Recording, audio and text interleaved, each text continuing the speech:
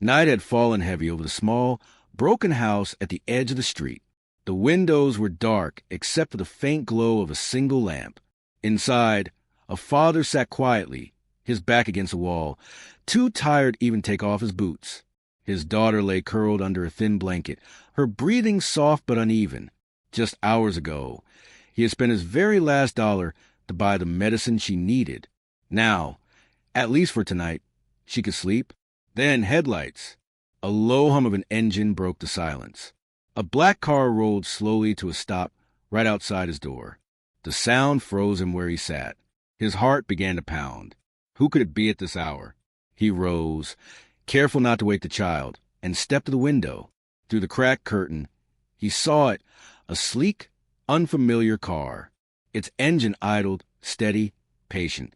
The man whispered under his breath, "What now?" "Please, not tonight." The door of the car opened with a heavy creak. A shadow stepped out. The father's chest tightened. Fear and questions rushed through him. Was it danger? A debt collector? Or something far worse? On nights like this, every sound carried a weight, and this sound felt like it could change everything. But long before the black car stopped outside his house, there was a man who woke up each morning with one thought in his heart: keep her safe, keep her alive. He was a single father, still young, but his face carried the weight of someone who had lived too many battles. The years had carved lines across his forehead, and the kind of tiredness you don't sleep away had settled into his bones. Yet every morning he would rise quietly so his little girl could sleep just a little longer. The alarm rang at 5 a.m. He silenced it with a heavy hand. For a moment, he sat on the edge of the bed, staring at the peeling wallpaper, listening to the soft breaths of his daughter from the next room. That sound alone gave him reason to stand. In the tiny kitchen, he boiled water, but there was nothing much to cook. A crust of bread, half stale, and the last of the tea leaves. He made do with what he had. For her, always for her. When she woke, hair messy, eyes still heavy with dreams, he smiled. "Morning, sunshine," he said softly. "Morning, Daddy," she whispered back, rubbing her eyes. He combed her hair carefully, even though his rough hands weren't built for such delicate work. Some mornings she laughed at the way he tied her ribbons, crooked and uneven, but she never complained. She knew he was trying. Have you ever noticed how love shows itself in the smallest things? Not in grand gestures, but in quiet sacrifices, like skipping your own meal so someone else can eat. At work, he carried boxes, lifted crates, and took every shift offered. His back ached, his hands cracked, but he never spoke of the pain. Every extra dollar meant rent paid a little later, the light staying on a little longer, his daughter's school shoes lasting another month. But poverty has a way of knocking louder each day. The fridge was often empty. The landlord's letters piled up unopened. The electricity bill hung on the wall like a shadow. And still, he tried to shield his daughter from it. "We're okay," he would say, tucking her in at night. "Daddy's got us." But the truth? He was running on empty. Then came the night her cough worsened. At first, he told himself it was nothing, just the cold, just the season. But by the third night, her little chest rattled and her forehead burned with fever. Fear gripped him. He held her tiny hand, whispering prayers into the dark. "Stay with me, baby. Please stay with me." He searched the cabinets, the drawers, every corner of the house, hoping to find a forgotten bottle of syrup, anything to bring her relief.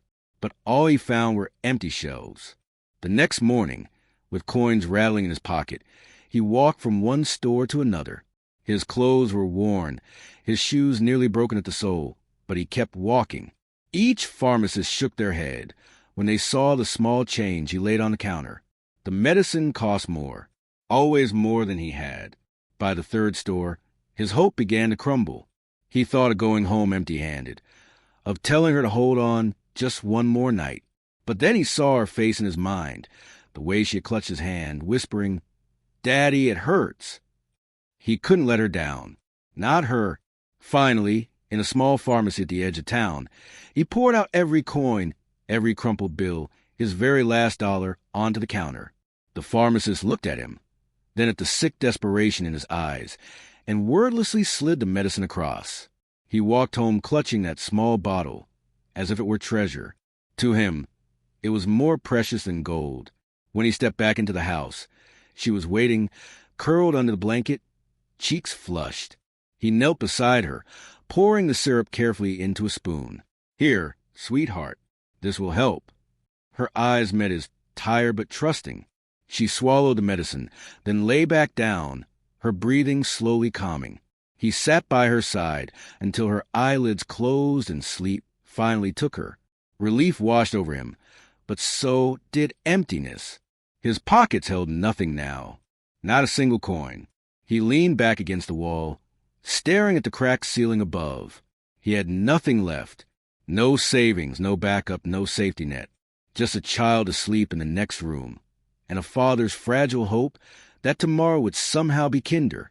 And in that silence, with the night pressing in, he whispered to himself, "As long as she's okay, I'll be okay." But life, as he would soon learn, wasn't finished testing him, because while he sat there in the quiet, thinking the hardest part of the day was behind him, a black car was already making its way down his street. The night was heavy and still. Inside the dim house, the father sat slumped against the wall, his eyes fixed on his daughter as she finally slept. Her small chest rose and fell more evenly now, thanks to the medicine he had fought so hard to buy. Relief washed over him, but it was a fragile kind of relief, because his pockets were empty, and tomorrow would come whether he was ready or not. Then came the sound. At first, it was only a faint vibration through the cracked window glass. Then headlights swept slowly across the thin curtains. A car stopping right outside his house. He froze. It was late, too late for visitors. His heart began to race as the low hum of the engine filled the silence. He stood and moved to the window, pulling the curtain back just enough to see. A black car, sleek, polished, out of place in this forgotten corner of the neighborhood. "Who is that?" he whispered under his breath. For a long moment, the car just sat there, its engine running steady, patient. His palms began to sweat. Fear twisted in his chest. Was it the landlord? A debt collector finally tracking him down? Or worse, someone who meant harm? The door of the car opened with a slow, deliberate creak. A figure stepped out, tall against the glow of the headlights. The father's breath caught. He looked back at his daughter. She stirred slightly, but did not wake. He whispered, almost to himself, "Not tonight. Please, not tonight." The man outside adjusted his coat, then shut the car door softly.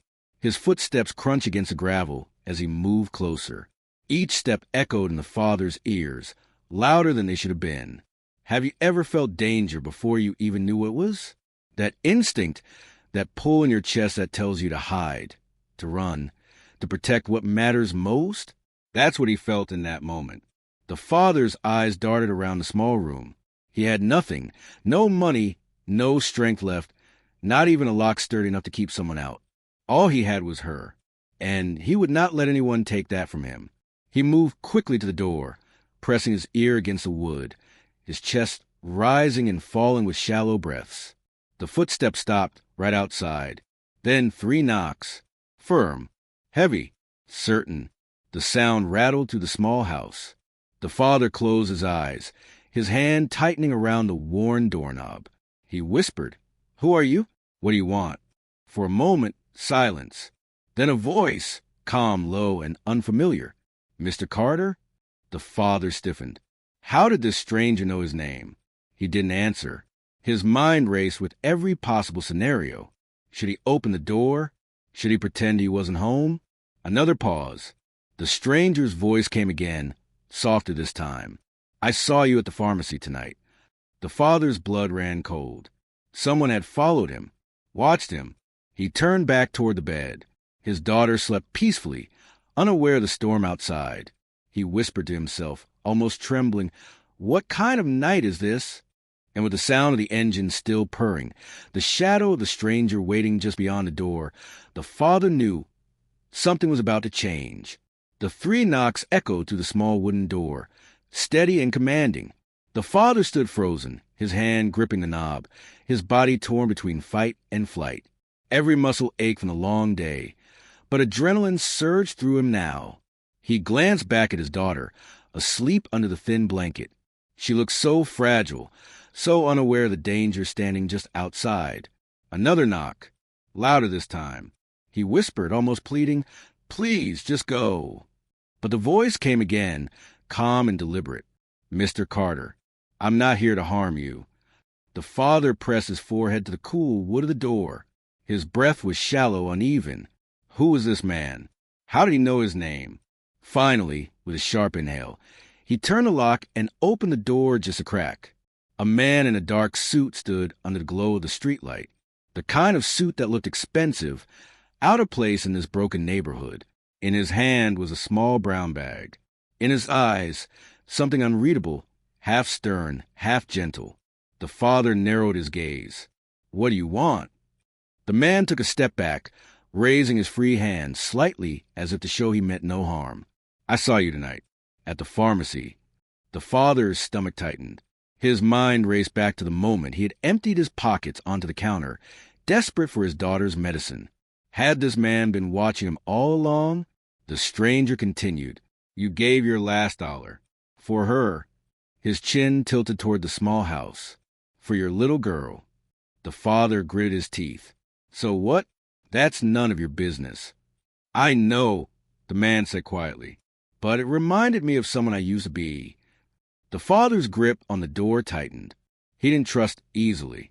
Too many times, people had promised help, only to disappear when things got hard.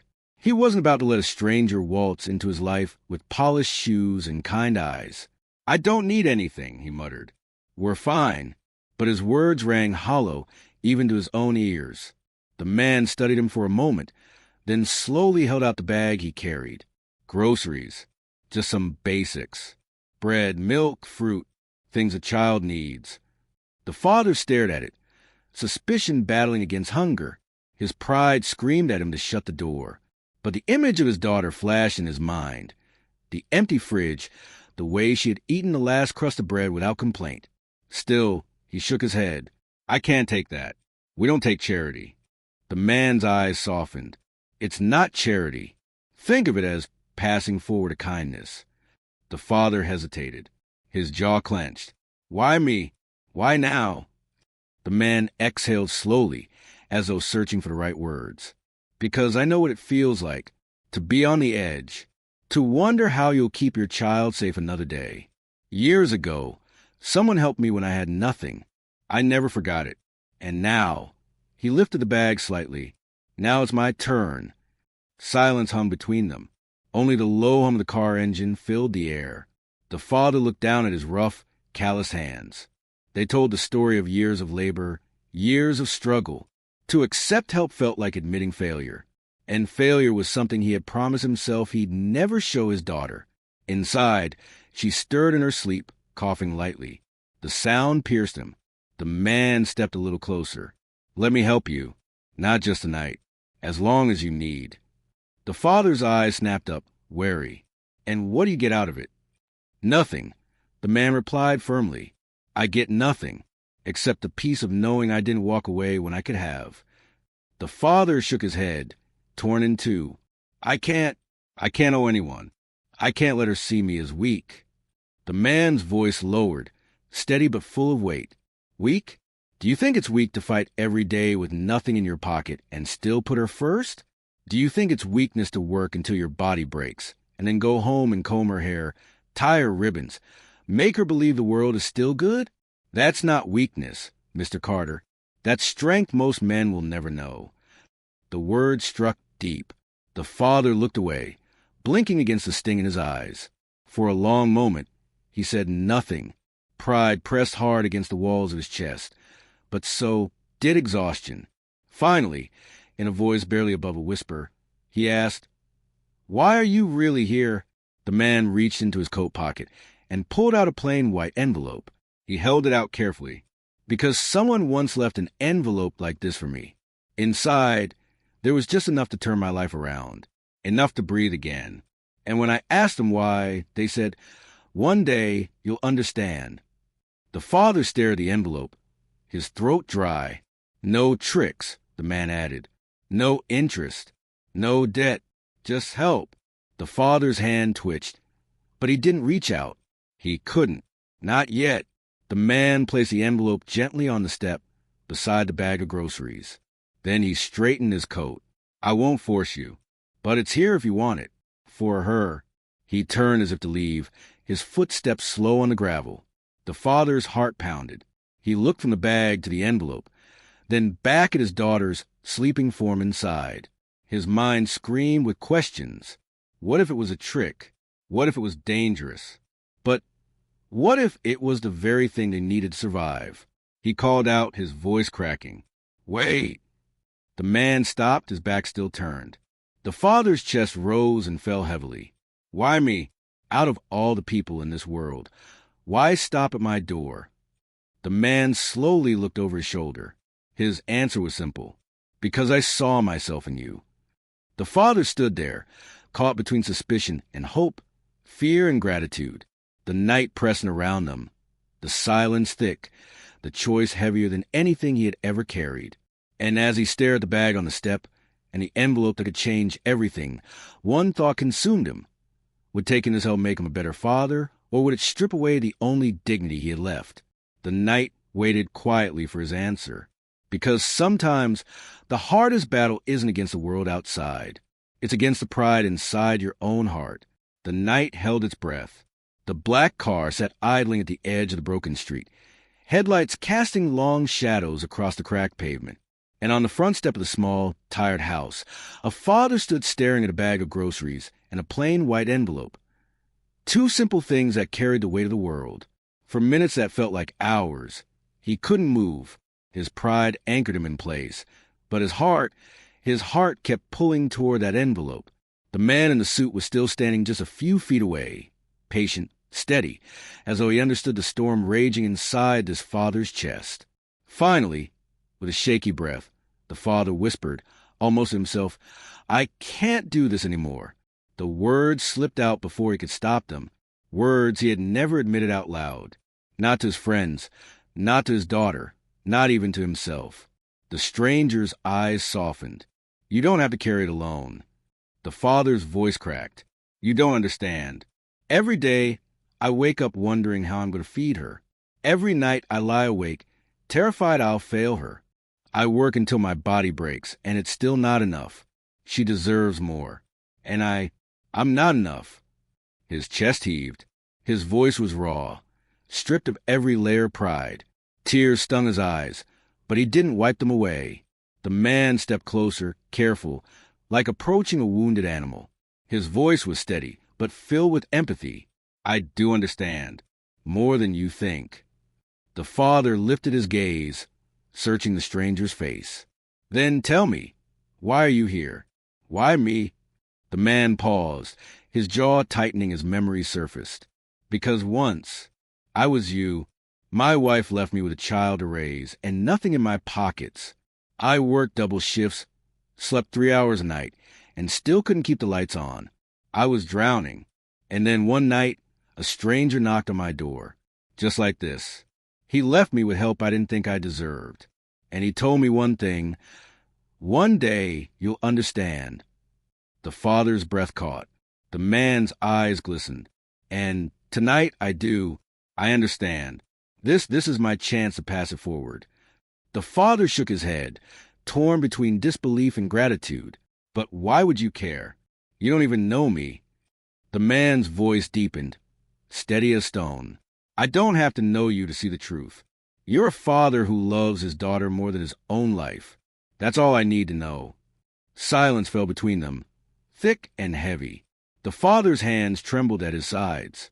He wanted to believe. God, he wanted to believe. But something inside still resisted, the weight of pride, of years spent convincing himself he had to carry the world alone. He whispered, his voice breaking, If I take this, what does that make me? The man answered without hesitation. It makes you a father who will do whatever it takes. It makes you strong enough to accept help when it's given. It makes you human. The father lowered his head, his tears finally falling. His body shook as sobs he had held back for years came rushing forward. The man didn't move closer. He simply stood there, letting the father pour out the pain. Between choked breaths, the father confessed, "I'm so tired. I try so hard, but it feels like the world is against us. I keep telling her we're okay, but I don't know how much longer I can keep the lie alive." The man's voice softened. "It's not a lie. You are okay, because she has you, and tonight you have me." The words cut through the darkness like light through a crack. The father finally bent down, his hand trembling as he reached for the bag of groceries. His fingers brushed against the envelope. For a moment, he froze. Then, with a deep, shaky breath, he picked it up. He clutched it to his chest, as though afraid it might disappear. His tears fell freely now, landing on the worn wood of the step. The man gave a small nod, his face calm, but his eyes shining. Inside the house, a soft voice broke the moment. "Daddy?" The father turned sharply. His daughter was awake, sitting up in bed, her hair messy, her eyes heavy with sleep. She rubbed her eyes and blinked toward the doorway. "Who's that man?" The father swallowed hard, his heart pounding. He glanced back at the stranger, then at his daughter. Slowly, he whispered, "He's a friend." The little girl smiled faintly, her voice small and weak. "Hi, friend." The man's lips curved into a gentle smile. He lifted his hand in a soft wave. "Hello, sweetheart." Her eyes closed again, too tired to stay awake. Within moments, she was asleep once more. The father stepped inside, the envelope still clutched in his hand, and pulled the blanket up around her shoulders. He sat down beside her, his tears dripping into her hair as he wrapped his arms around her. For the first time in a long time, his embrace didn't feel like desperation. It felt like hope. He whispered into her ear, even though she couldn't hear, "You're safe now. Daddy won't let you go hungry again. I promise." Behind him, the man stood quietly at the door, watching the scene with a heavy heart. He knew the weight of that promise. He had carried it himself once. After a moment, the father turned back, his face streaked with tears, but his eyes shining with something new, gratitude. "Thank you," he said hoarsely. "I don't even know your name, but thank you." The man gave a gentle nod. "Names don't matter. What matters is that you and your daughter will see tomorrow with a little more hope than you had today." The father gripped the envelope tighter. He whispered again, almost to himself, maybe this is the miracle I prayed for." And for the first time in years, he believed it. Because sometimes miracles don't come with wings. They come in the form of headlights on a dark street and the kindness of a stranger who chooses not to walk away. The father leaned down, pressing his forehead gently to his daughter's, tears sliding down his face as he whispered again, "You're safe now." And in that moment, holding her in his arms, he knew this night had changed everything. The night was quiet again. The hum of the black car faded into the distance, its taillights shrinking until they were swallowed by the dark horizon. The father stood in the doorway for a moment longer, listening to the silence. Except it wasn't the same silence as before. Hours ago, it felt like a weight pressing on his chest. Tonight, it felt softer, lighter, as if something unseen had shifted inside him. He closed the door gently and turned back to the small bedroom. His daughter was fast asleep now, her face peaceful in the glow of the lamp. For the first time in a long time, he noticed how innocent she looked, how safe. He sat down on the edge of her bed, brushing a loose strand of hair from her forehead. His voice was a whisper. "We're going to be okay, sweetheart. Daddy promises." He lingered there, soaking the moment, letting the promise sink not just into her dreams, but into his own heart, because tonight he had learned something he had fought for years to deny. Strength wasn't just about carrying the heaviest load. Sometimes true strength was in letting someone else carry it with you. He thought of the stranger's words, the kindness in his eyes, and a quiet truth settled over him. Sometimes miracles don't come with wings. They come with headlights on a lonely street. He leaned down, kissed his daughter's forehead, and pulled the blanket snug around her. His heart was still heavy with responsibility, but it no longer felt impossible, because now he believed in something he hadn't in years. Hope. He whispered once more, avowed himself as much as to her. "I will never stop fighting for you. Never." The lamp flickered. The house groaned with the night air, but inside that small room was a warmth words couldn't touch. And as the father sat quietly in the dark, he knew this. A stranger's kindness had saved him. One day, when the time came, he would pass it forward, because that's how light survives the night.